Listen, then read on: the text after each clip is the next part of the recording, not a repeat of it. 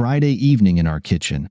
Linda was still a bit puzzled as we entered through the door separating our garage from the kitchen. I tossed 4 bags, each bearing the logo of an upscale shopping center, onto the kitchen table. "What's going on, Chris?" Linda asked for the 50th time. "Is this an anniversary gift?" I smiled and walked over to the kitchen counter. I retrieved a bottle of Linda's favorite Merlot, popped the cork protruding from the bottle, and poured each of us a glass. We silently clinked our glasses and I stepped towards the kitchen table. I dug into the Victoria's Secret bag, pulled out a set of turquoise lingerie, and said, "Tomorrow morning, I want you to pull out 5 other sexy sets from the drawer and pack them in a suitcase."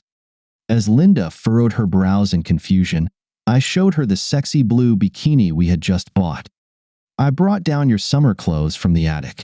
Please, go through the drawers and find 5 more sexy bikinis. You'll need 5 outfits similar to this one," I said, holding shorts and a summer blouse with a deep neckline that we bought. "And 5 dresses like these."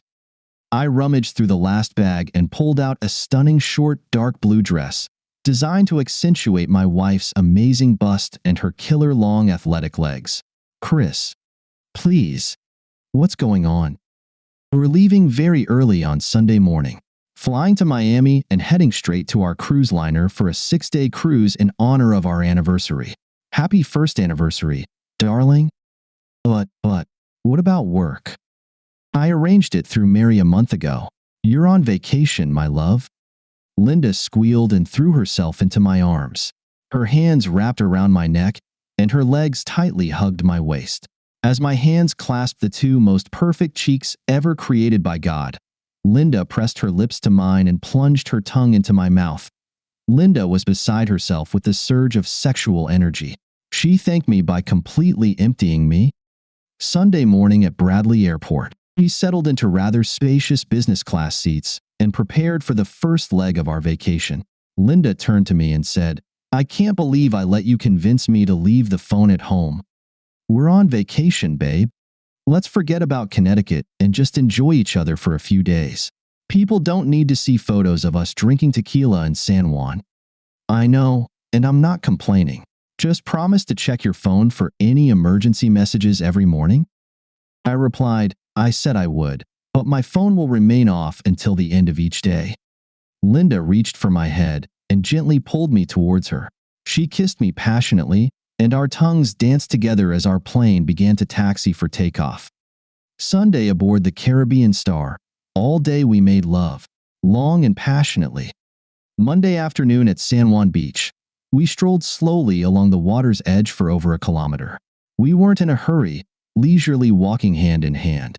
Linda was dressed in a green bikini, accentuating her chest. Most of the bottom half of her swimsuit was tucked between the enticing cheeks of her firm buttocks. Linda glanced around. We were on a section of the beach that wasn't crowded. She lifted the beach towel off my shoulder and tossed it onto the sand along with a water bottle. Then she took my hand and led me into the ocean. As we entered the water, we reached a point where the water lapped at Linda's shoulders, and she reached down and pulled my swim trunks down to my hips. Then she threw herself into my arms and pleaded, "Please, make love to me." I placed Linda's hands on my shoulders and wrapped my arms around her buttocks, lifting my wife onto my waist. We spent almost an hour making love in the salty water.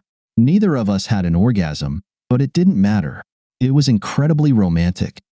Tuesday evening aboard the ship, the dance floor was filled with 20 or 30 couples. We held each other tightly in a slow dance as the pianist sang one of our favorite Frank Sinatra songs. "I'll have to hit the gym twice a day to work off all this amazing food and everything we've been drinking."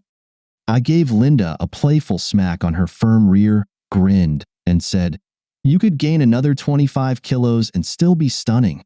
Don't worry and enjoy the remaining few days." Wednesday morning at dawn, I smiled to myself, looking at my sleeping wife lying naked next to me. We shouldn't have bothered packing her sexy lingerie, I thought, as we slept completely nude every night. Linda's body is beautiful.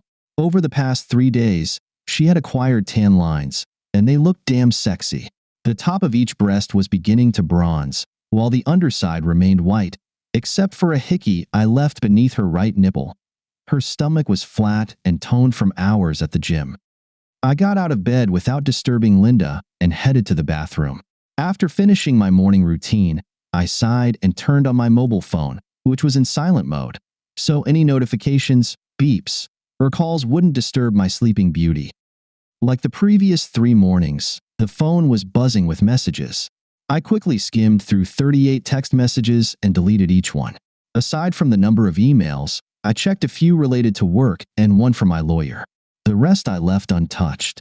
My voicemail was completely full. I went through each message, deleting all with the same urgent demand for Linda to call home immediately. Thursday afternoon in Nassau. Over the past few days, we had met with Jerry and Ellie, as well as Roger and Sue, a couple of times. Each couple was several years older than us. We bumped into them while looking for food in Nassau. Together, we found a nice beachside burger restaurant. The chairs surrounding our table were swings hanging from the ceiling by ropes. I sat in the middle on one side, next to Ellie and Sue. Linda sat across from me, surrounded by Jerry and Roger. We spent a very pleasant 2 hours, eating, drinking, and talking about our lives. When it came time to settle the bill, Ellie asked us, "What are you guys doing tonight?" "We have dinner booked at a nice steak restaurant on the ship," Linda replied. "We haven't decided what we'll do afterward, but we were thinking of going to a comedy show. We heard it's a really good one. We won't be offended if you decline, but would you like to have some fun with us tonight?" Roger interjected. "We're swingers and would be happy to share our spouses with you." Both couples watched us expectantly. I must admit, I was a bit shocked and tried to formulate a polite response when Linda spoke up. "Thank you for the offer, but it's not for us." She reached across the table, took my hands in hers, and continued, "I can't share my man." Both couples understood this gracefully, and we spent another hour with them, shopping in the tourist area and finally returning to the ship together. Friday afternoon aboard the ship, when the poolside bartender brought drinks to Linda and me, Linda asked, "You seem a bit off. Are you sad that the vacation is coming to an end?" I took a big sip of my fruity rum drink and nodded. "Tomorrow we'll return to reality and all the crap that comes with it." Linda stood up from her chair and playfully punched my shoulder. "Hey, knock it off. Our life isn't crap. Everything's fine, babe." After a few seconds of silence, Linda spoke up. "I've been thinking about something." She glanced at me to ensure she had my attention before continuing. "I know we initially decided to wait a few more years before having a child. Do you think it's possible to discuss changing the timeline?" I smiled at my wife and asked, "What's the reason?" "I've been thinking about having a child for a while now. The idea of having a child with you and expanding our family makes me happy." "How long have you been thinking about this?" I asked. Linda shrugged and confessed, "On and off for several months." "Can I ask why you chose to bring this up now?" She remained silent for a moment, then said, "In recent months, there has been some tension between us. I'm not sure what the problem is, but I thought now would be a good time to talk about having a child." I felt Linda looking at me, but waited a moment before continuing the conversation. "For me, it was more than just tension. It felt like you were pulling away from me, and I don't know if it's the right word, but it felt like you were deceiving me." "Oh, Chris." Linda jumped up from her chair and sat on its edge. She took my hands in hers and asked, "If you felt that way, why didn't you say anything to me?" "I did. 4 or 5 times I asked you if something was wrong. You brushed off my concerns, saying you were worried about your job. The last 2 times, you snapped at me angrily." Linda let out a deep sigh. "I'm sorry." For the next few minutes, we sat silently side by side, sipping our drinks. "I know the cruise is an anniversary gift, or is it something more?" "Yeah, it's something more. Actually, it's much more. I was afraid of losing you. I felt insecure. I thought if we could distract ourselves and spend time alone together, everything might improve." When we looked at each other, I saw tears in Linda's eyes, and I suspect she saw anger and disappointment in mine. I sighed and continued, "This week has been perfect, including this difficult conversation. There's no reason why our life at home can't be just almost the same. I know we don't have the beautiful blue ocean and dancing every evening, but we have each other. We were halfway through another round of drinks before Linda said, "You never answered my first question." I had to think for a moment before I could smile at Linda and say, "Yes. When we get back home, we can talk about having a baby. But for now, let's talk about other things." We never made it to dinner on the last night of our cruise. We spent the whole night naked, sweaty, and covered in our juices. Saturday evening in Connecticut, as our car veered off I-91 south of Bradley Airport and headed west on I-84 toward West Hartford, Linda asked, "Where are we going?" "I want to end our vacation in style. We're having dinner at a steakhouse." "Oh, Chris, that's so sweet." Linda leaned over and kissed me on the cheek. "But I'm tired. Can't we just go home and order in?" Dinner at Fleming's will be the highlight of our vacation. We both chuckled, recalling the milestones we had set over the past few days. "I have something special for you." Linda looked worn out and, I suspect, irritated, but she didn't complain or object further. I arranged for a separate table at the back of the restaurant. We settled into a booth with a high back in the corner, and decorative foliage was strategically placed to provide us with additional privacy. After our drinks were brought and we raised a toast to each other, I said, "I promised we could talk about children once we got home." Linda's eyes widened, and her smile grew wide. "Really? Do you want to talk about it now? Can you think of a better time?" Linda leaned back in her chair and fought back tears that were about to roll down her cheeks. I took a sip of bourbon and continued, "I never, ever before, hoped you would have kids." While Linda looked at me in complete bewilderment, I nodded to the gentleman who had appeared nearby. He approached and asked, "Are you Linda Harrington?"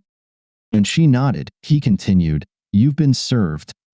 The gentleman placed a manila envelope on the table, positioning it in front of Linda, and concluded with a wish, "Enjoy your dinner." Linda visibly trembled, her eyes darting between the envelope and me. "What's going on, Chris? What the hell is going on?" "I filed for divorce, and I hope your 4-month affair with Kyle Jackson is worth it because it ended our marriage." "Oh my God. Oh, Chris. It was a stupid, stupid drunken mistake." "Perhaps the first time was a drunken mistake. During the business trip to Detroit? Right? Maybe we could have gotten through that. But were your weekly fuck parties also a drunken mistake?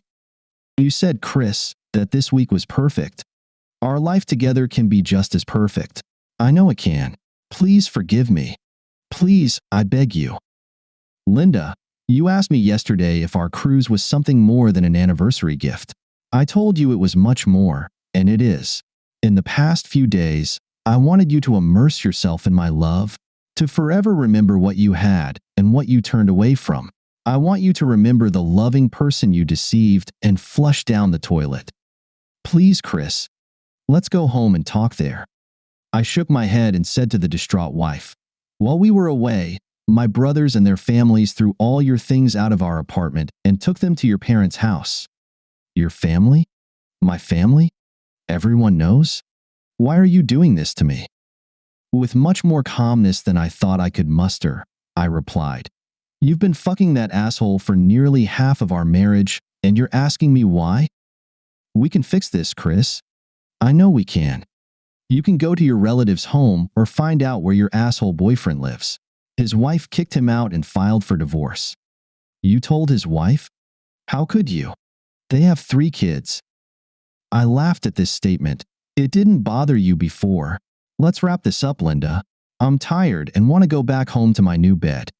When she looked at me questioningly, I explained, "I wasn't sure if you two were fucking in our bed or not. So, I bought a new one just in case you were."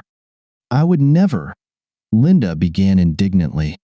I think she realized how silly her denial sounded, so she didn't finish her sentence. "All right then, hire a lawyer and review the contract.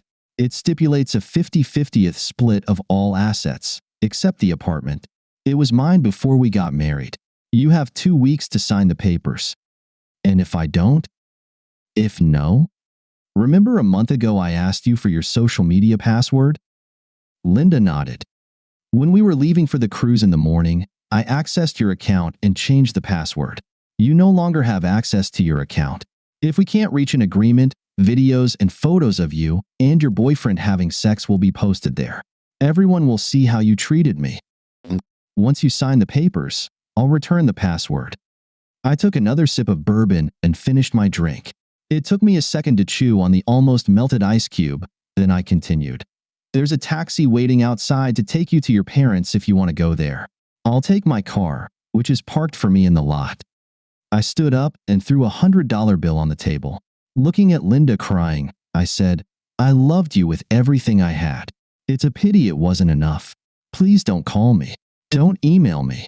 I don't want anything from you except to leave me alone." I turned and hurried out of the restaurant before tears could come to my eyes.